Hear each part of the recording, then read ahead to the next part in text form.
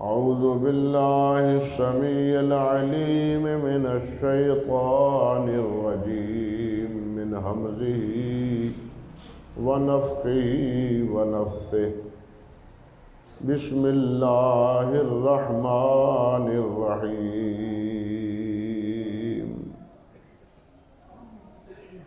أفمن يتقي بوجهه سوء العذاب يوم القيامة وقيل للظالمين ذوقوا ما كنتم تكسبون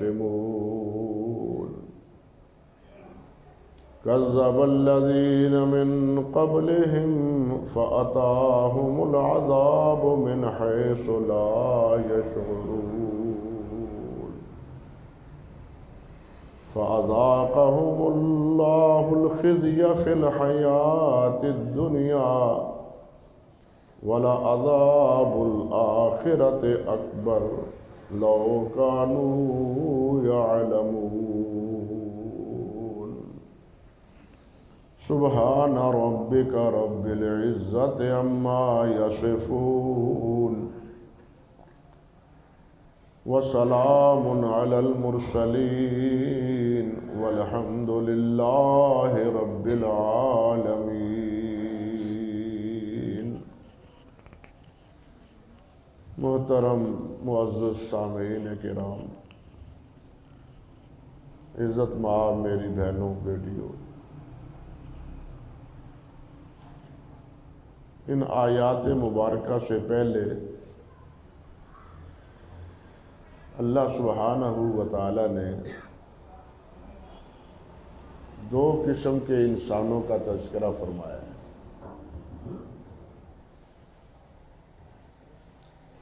ایک تو وہ ہیں جن کے دل سخت ہیں،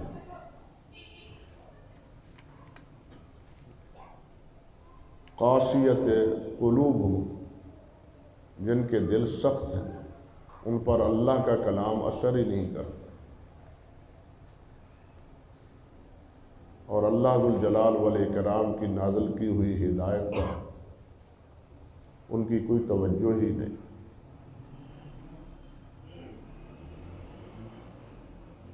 اور ایک وہ ہیں جن کے دل نرم ہیں،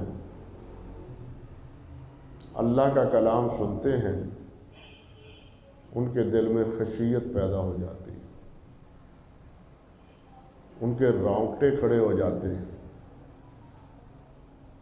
اور اللہ رب العزت کی ذکر کی طرف وہ پلٹاتے ہیں۔ اصل بیماری یہی دل کی، دل اگر صحیح ہو، کسی چیز کا طالب ہو، تو انسان اپنے مطلوب کو پا لیتا ہے، لیکن اگر دل میں کسی چیز کا کوئی بھی داعیہ نہ ہو، کوئی چاہت نہ ہو، تو انسان کسی چیز کو بھی حاصل نہیں کر سکتا۔ دنیا کے معاملات بھی ایسے ہی ہیں، اور دین کے معاملات تو اس سے بھی زیادہ اہم ہیں۔ اس لیے بنیادی کردار دل کا ہے۔ انسان کی اصلاح میں اور اس کی ہدایت میں دل اگر صاف شفاف ہے تو اس پر اللہ سبحانہ و تعالیٰ کا کلام اور اللہ ذو الجلال کی آیات کا تذکرہ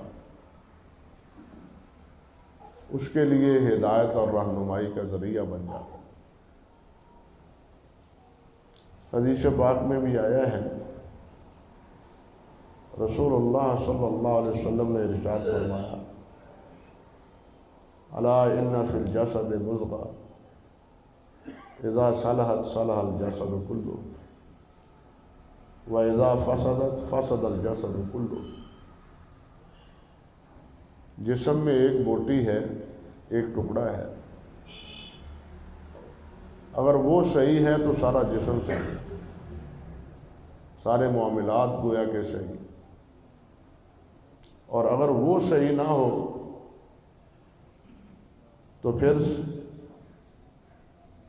سارا جسم صحیح نہیں رہتا، بلکہ سارے معاملات کا اور معاشرے کا بگاڑ اسی دل کے شر اور فساد سے وابستہ ہے، اور سارے ماحول اور معاشرے کا خیر وہ بھی اسی دل سے وابستہ ہے۔ دل میں اگر نیکی ہے، خیر خواہی ہے، دل میں اگر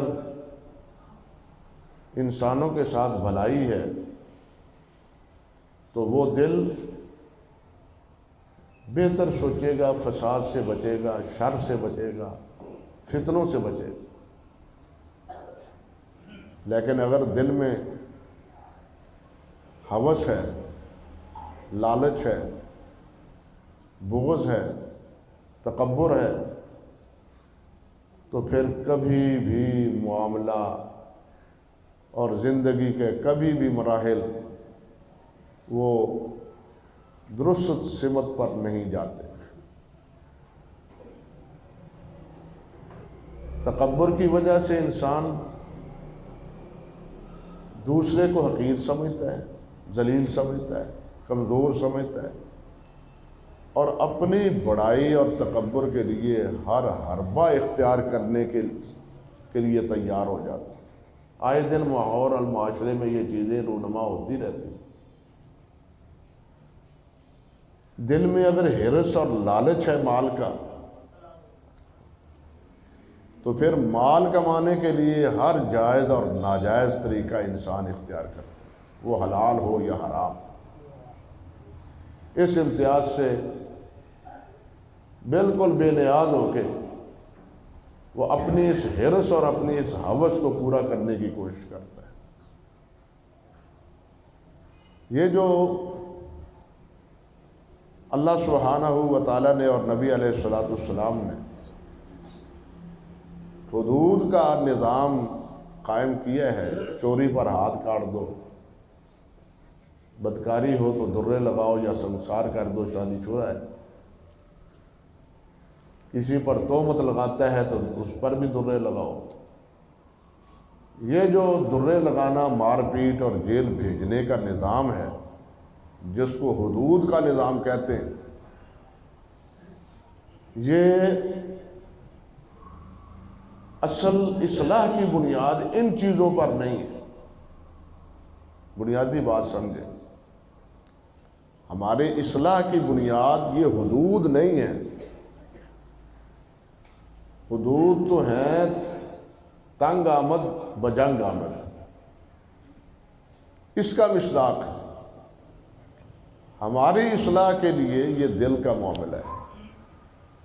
اگر دل درست ہوتا ہے تو ہر معاملہ درست، اگر دل میں بگاڑ ہے تو پھر کوئی بھی معاملہ صحیح سمت پر رونما نہیں ہو پاتا۔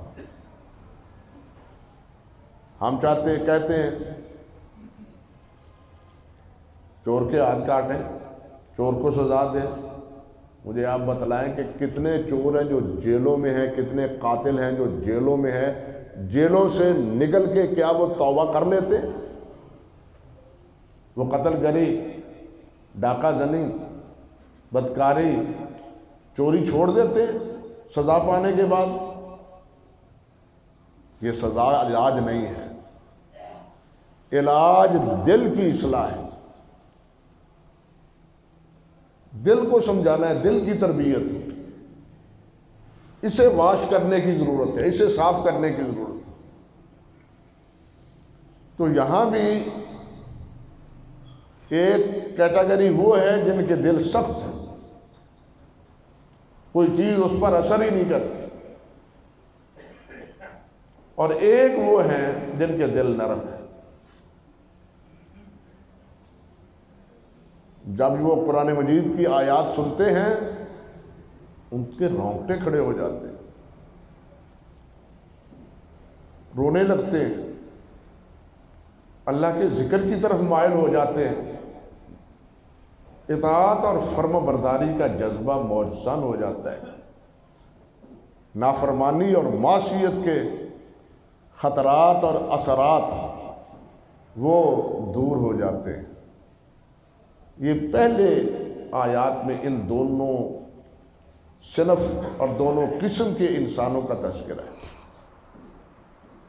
اب اس کے بعد جو آج آیات مبارکہ آپ کے سامنے پڑھی ہے،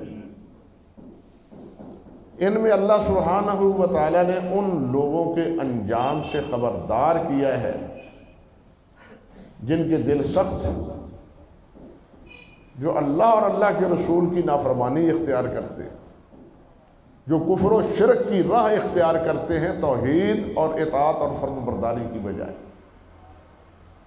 ان کے لیے ان آیات میں سخت وعید ہے۔ چنانچہ اللہ سبحانہ و تعالیٰ نے فرمایا ہے، أَفَمَن يَتَّقِي بِوَجْهِهِ سُوءَ الْعَذَابِ يَوْمَ الْقِيَامَةِ،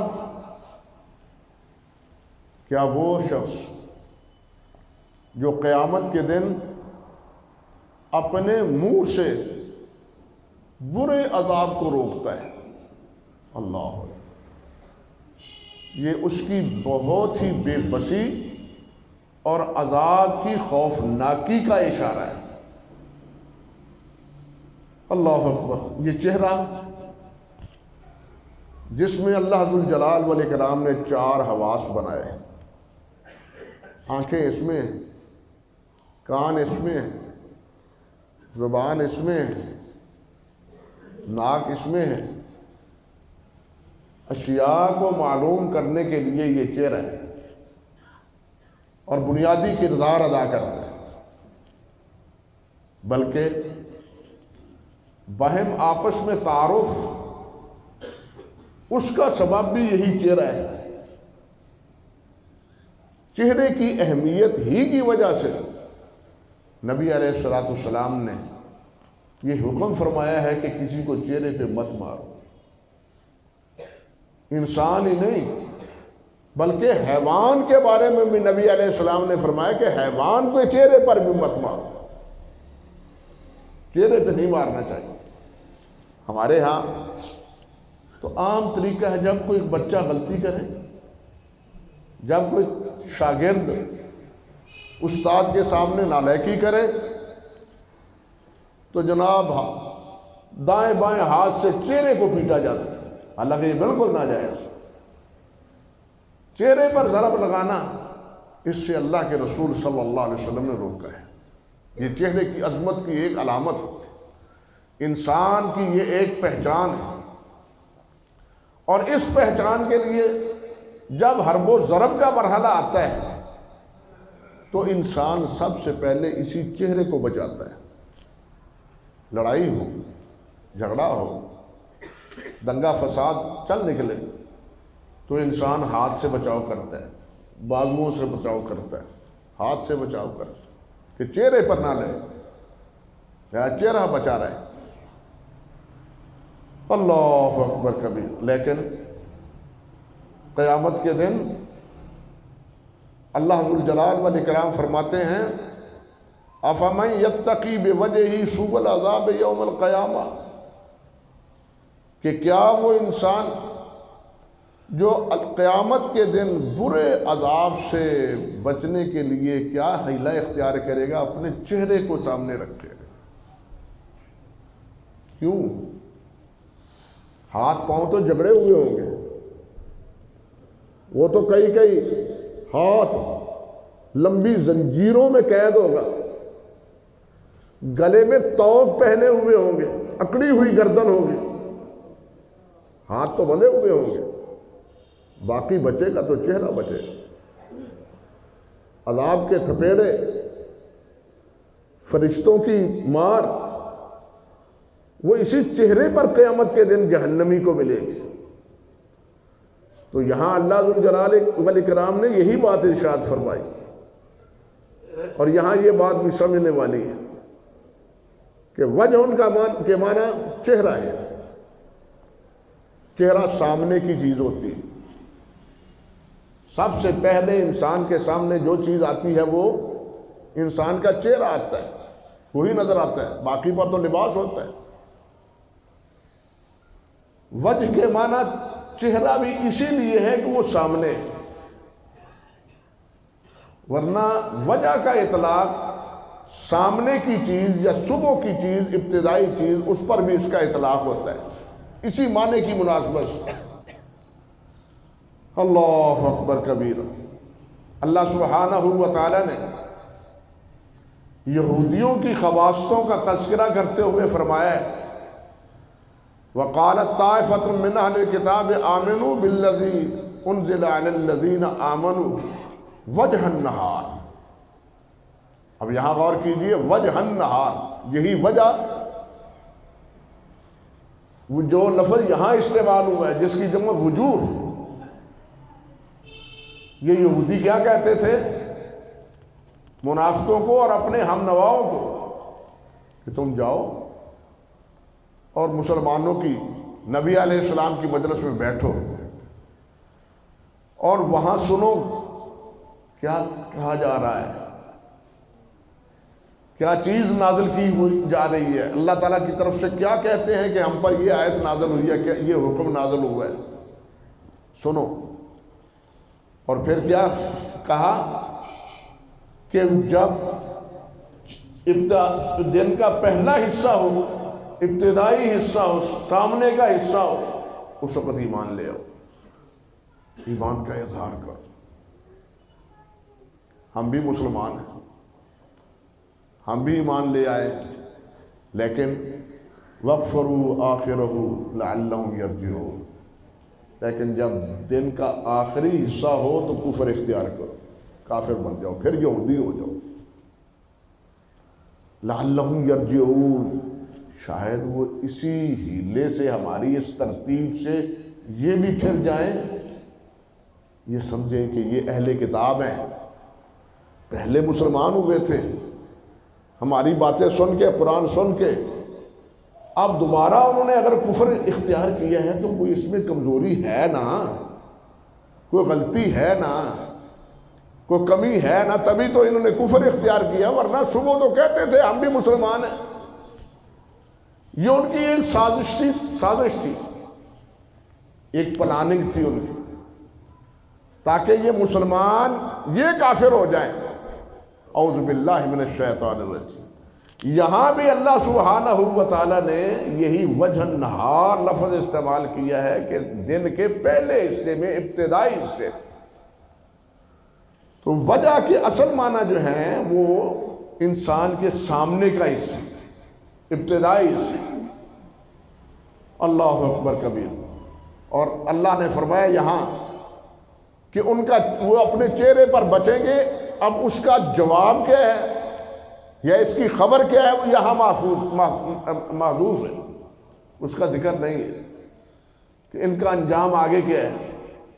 صرف اتنی بات بتلائی ہے افمن یتقی بوجہہ سوء العذاب یوم القیامہ, کیا وہ شخص جو قیامت کے دن برے عذاب سے بچنے کے لیے اپنے چہرے کو آگے کرے گا, پھر کیا ہوگا یہ نہیں بتلایا. آگے جو ہے اس کا خبر, اس کی خبر یا اس کا جواب وہ محذوف ہے. اور یہ قرآن مجید میں کئی مقامات پر, کئی جگہ پر اس کا جواب مذکور ہوتا ہے اور کئی جگہ محذوف ہوتا ہے. مثال کے طور پر اللہ سبحانہ و تعالیٰ نے ارشاد فرمایا افمن یلقی فی النار خیر ام من یاتی آمنا یوم القیامہ, کیا وہ آدمی جو جہنم میں ڈالا جائے گا وہ بہتر ہے یا وہ جو قیامت کے دن امن میں ہوگا. یعنی یہاں سوال کا جواب ساتھ ہے کہ یہ بہتر ہے یا یہ بہتر ہے. یا جیسے سورۃ الملک میں اللہ تعالیٰ نے فرمایا افمن یمشی مکبا علی وجہہ اہدی امن یمشی سویا علی صراط مستقیم, کہ کیا وہ آدمی جو الٹا اپنے چہرے کے بل چل رہا ہے وہ ہدایت پر ہے، یا وہ انسان جو سیدھا قدموں پر صراط مستقیم پر چلا جا رہا ہے؟ یا آدھا کا لفظ اگرچہ اسم تفضیل کا لفظ استعمال ہوا ہے جس میں اضافے کا معنی پایا جاتا ہے، لیکن یہاں اضافے کا معنی ہر جگہ اسم تفضیل اضافے کے معنی میں نہیں استعمال ہوتا ہر جگہ۔ کیوں؟ یہاں تو ایک بڑی بات ہے کہ ہدایت کے مقابلے میں جو چیز بھی ہے وہ گمراہی ہے، وہ ہدایت کے برابر تو کجا رہا، کسی دائرے میں بھی وہ اس کے ساتھ اس کی کوئی مناسبت نہیں۔ بات سمجھے نا؟ ہدایت کے مقابلے میں جو ضلالت ہے، کفر ہے، شرک ہے، اس کا کوئی بھی درجہ نہیں ہے۔ یہ نہیں کہ جناب یہ زیادہ ہدایت پر ہے، گویا الٹے منہ چلنے والا بھی کچھ نہ کچھ ہدایت پر ہے اور یہ زیادہ ہدایت پر ہے، نہیں، یہ معنی نہیں ہے۔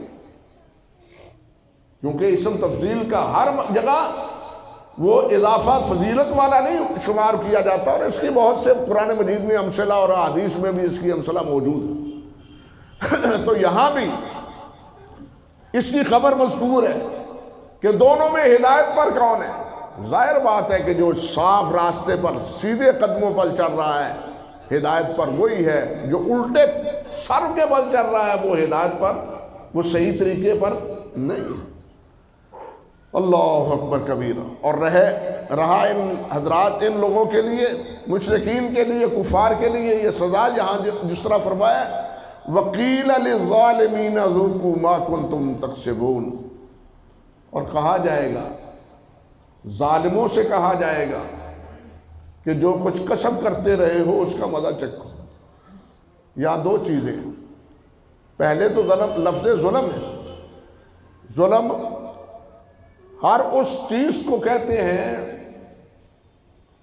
جو نافرمانی کے دائرے میں داخل ہو، خلاصہ جو چیز بھی نافرمانی میں شامل ہو، چھوٹی ہو یا بڑی ہو، اس پر ظلم کا اطلاق ہوتا ہے۔ لیکن یہاں ظلم سے مراد شرک اور کفر ہے۔ ہر جگہ ظلم کے معنی وہ شرک اور کفر کے نہیں ہیں۔ ظلم کے لغوی معنی تو ہے الوضع الشیء علی غیر محلہ، کسی چیز کو اس کے محل کی بجائے کسی اور جگہ پر رکھنا۔ انسان کا محل کیا ہے؟ عبادت۔ انسان کا مقام کیا ہے؟ بندگی۔ انسان کی ذمہ داری کیا ہے؟ فرما برداری۔ لیکن یہ فرما برداری کی بجائے نافرمانی کرتا ہے۔ یہ اللہ کی بندگی کے بجائے خود اللہ کے بندوں کی بندگی کرتا ہے۔ یعنی بندگی تو اللہ کی ہے، اب اس کی یہ بندگی اللہ کے لیے نہیں ہے بلکہ اللہ کے بندوں کے لیے یہ بندگی ہے۔ انا للہ و انا الیہ راجعون۔ یہ اتنا گمراہی میں آگے بڑھا ہوا ہے۔ حق تو یہ تھا کہ اللہ کی بندگی کرتا، اللہ کے سامنے جھکتا، اللہ کی فرمان برداری کرتا، لیکن یہ اس طریقے پر زندگی نہیں گزارتا۔ تو ظلم کا یہ معنی چھوٹی سے چھوٹی نافرمانی پر بھی ہے اور بڑی سے بڑی نافرمانی پہ۔ اللہ ذوالجلال نے فرمایا نہیں ان الشرک لظلم عظیم، سب سے بڑا ظلم وہ شرک ہے، سب سے بڑا ظلم کفر ہے۔ باقی ظلم تمام ہے، نافرمانی تمام ظلم میں شامل ہے، لیکن جہنم کے دائمی عذاب کا جن کے بارے میں تذکرہ ہے وہ کافر اور مشرک ہے۔ گناہگار جہنم میں ضرور جائے گا، لیکن ایک وقت میں اپنے بد اعمال کی سزا بھگتنے کے بعد بالآخر جنت میں چلا جائے گا نبی علیہ السلام کی سفارش کے ساتھ، آج آپ کی شفاعت کی بنا پر۔ لیکن کافر اور مشرک کے لیے تو کوئی سفارشی ہے ہی نہیں، اس لیے دائمی جہنمی، ہمیشہ کا جہنمی وہ کافر ہے اور مشرک ہے۔ اللہ اس جرم سے ہم کو بچائے۔ اللہ بلکہ ہر گناہ سے، ہر نافرمانی سے اللہ بچائے۔ اللہ ہمیں اپنی رحمت سے ہمارے عیوب پر، جس طرح یہاں پردہ ڈالا ہوا ہے، ہم کو پتہ ہے نا ہمارے اندر کیا ہے، ہم کیا کیا کرتے رہے، کیا کیا کرتے ہیں، ہمیں علم ہے، دوسرے انسانوں کو علم نہیں ہوتا، لیکن ہمارے عیوب پر اللہ ذوالجلال نے پردہ ڈالا ہے۔ اللہ ذوالجلال والاکرام نے فرمایا حدیث قدسی کہ اگر میں چاہوں، اے انسان اگر میں چاہوں، میری نافرمانی اگر تم اپنے گھر کے اندر بھی کرو، اگر میں چاہوں تو صبح ہوتے ہی تمہاری اس بد عملی اور بد کرداری کا اظہار لوگوں کی زبانوں پر لے، لیکن اللہ پردہ پوشی کرتا ہے، اللہ پردہ پوشی فرماتے ہیں۔ اور اسی ناطے ہماری دعا تو یہ ہے، اور ایک حدیث میں بھی اللہم استر عوراتنا، اللہم استر، یا اللہ ہمارے عیوب پر پردہ ڈالے رکھ۔ حدیث میں آتا ہے من ستر مسلما سترہ اللہ الیوم القیامہ۔ آج تو ہم دنیا میں دوسرے دوستوں، ساتھیوں، بھائیوں، پڑوسیوں کی عیب جوئی، ان کی کمزوری، ان کے نقائص بڑے لطف لے لے کے اور بڑے ہی جناب اہتمام سے بیان کرتے ہیں، اس نے یہ کیا، اس نے یہ کیا، اس نے یہ کیا۔ اللہ اکبر۔ وہ نہیں سمجھتا کہ یہی باتیں میری جو کمزوری کی ہیں وہ اگر دوسرا کرے تو مجھ پر کیا گزرے گی، وہ یہ نہیں سمجھتا، وہ نہیں جانتا، لیکن دوسروں کی کمزوری جو ہے وہ بڑا لطف لے لے کے بیان کرتا ہے، جبکہ حکم کیا ہے کہ اس کی پردہ پوشی کرو۔ نبی علیہ السلام نے فرمایا من ستر مسلما سترہ اللہ یوم القیامہ، جو مسلمان بھائی کی پردہ پوشی کرتا ہے، اس کے عیوب کو اچھالتا نہیں ہے، لوگوں کے سامنے بیان نہیں کرتا، پتہ چل گیا اس کی کمزوری پر، اس کو سمجھانا تھا سمجھا دیا، لیکن لوگوں کے سامنے ذکر نہیں کیا۔ فرمایا قیامت کے دن اللہ اس کے عیوب کی پردہ پوشی نہ کرے۔ اس نے میرے بندے کی، اب غور کیجئے، میرے بندے کی پردہ پوشی کی ہے، یہ بھی تو میرا بندہ ہے، اب اس کے عیوب کی پردہ پوشی میں کرتا ہوں۔ یہ ہے جزا، عمل کی جزا، جیسا کرو گے ویسا بھرو گے۔ ہم کہتے ہیں نا جیسا کرو گے ویسا بھرو گے، عمل کیا بدلہ، عمل کی جزا عمل کے مطابق۔ اگر یہاں پردہ پوشی ہے وہاں پردہ پوشی ہوگی، اگر یہاں عفو اور درگزر کرو گے اللہ تم سے قیامت کے دن درگزر فرمائے گا، معاف فرما دے گا، اگر تم یہاں معاف کرو۔ لیکن یہاں تم انتقام پر تلے رہے تو قیامت کے دن پھر اپنے انتقام کا بھی اندازہ لگا۔ اللہ سبحانہ و تعالی ہمیں سمجھ عطا فرمائے۔ تو ایک ظلم وہ ہے جو کفر اور شرک کی حد تک، اور یہاں بھی مراد یہی کفر اور شرک کی۔ اللہ ذوالجلال والاکرام نے ایک جگہ نہیں کئی مقام پر یہ بات ارشاد فرمائی۔ ایک جگہ اللہ فرماتے ہیں ان الذین کفروا من اہل الکتاب والمشرکین فی نار جہنم خالدین فیہا اولئک ھم شر البریہ۔ فرمایا کہ وہ لوگ جو اہل کتاب ہیں یا مشرکین ہیں، انہوں نے کفر کیا۔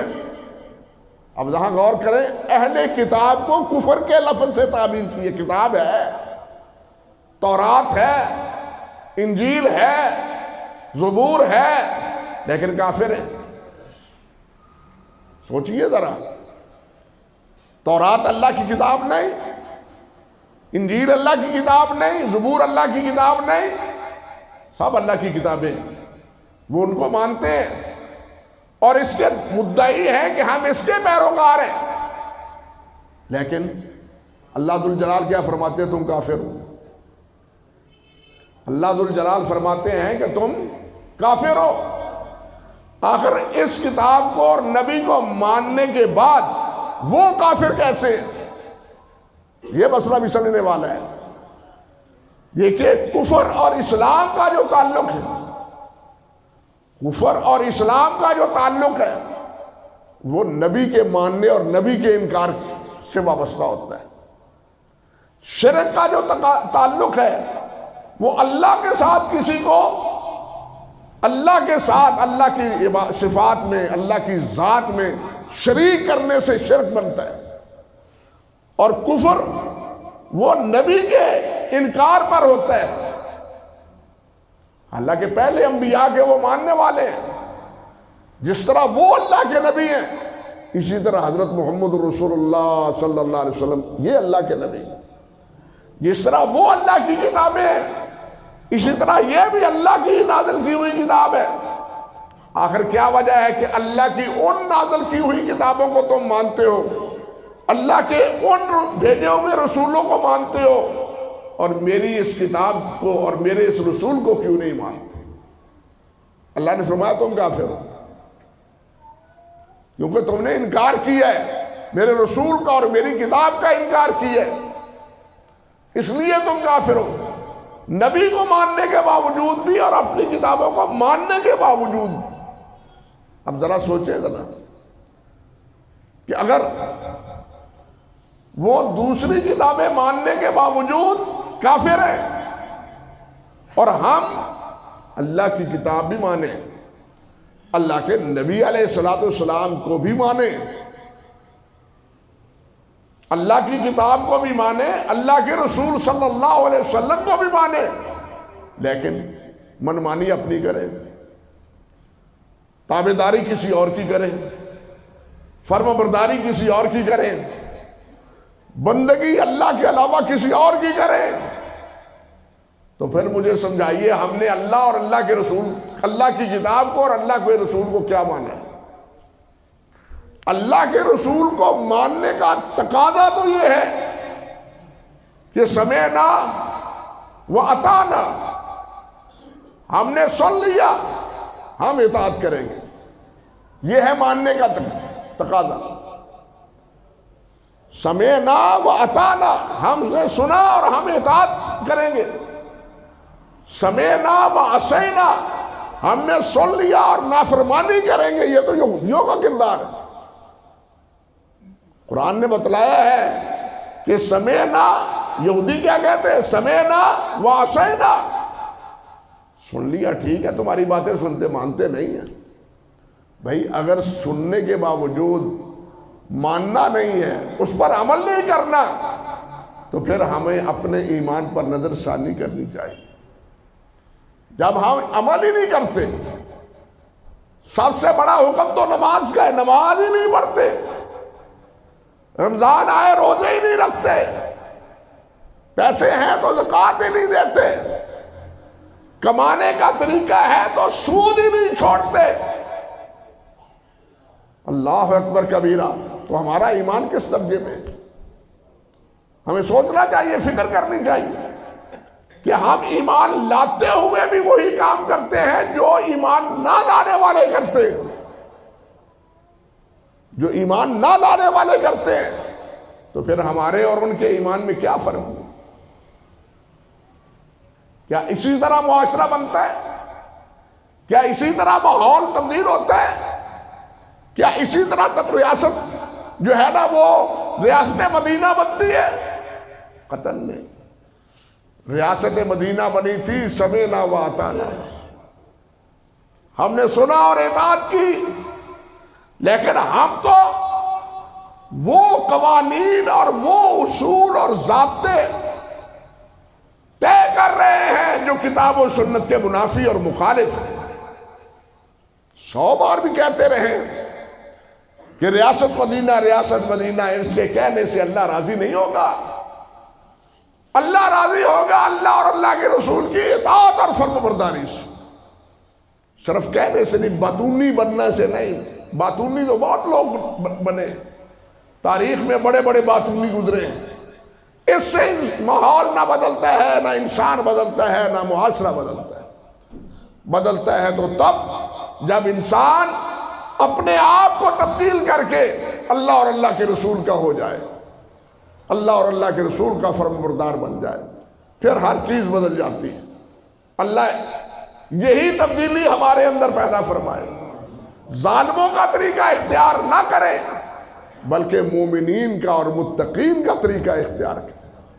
ظالموں کے لیے وقیل للظالمین ذوقوا ما کنتم تکسبون، جو کماتے تھے، جو کرتے تھے، جو قسم تم نے اختیار کر رکھے تھے، آج اس کا مزہ چکھو۔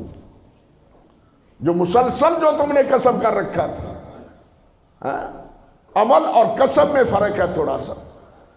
عمل انسان بھولنے سے بھی کوئی غلط کر لیتا ہے، قسم وہ ہوتا ہے جس کا اہتمام کرتا ہے انسان، اسی میں زندگی گزار دیتا ہے، وہ قسم ہوتا ہے۔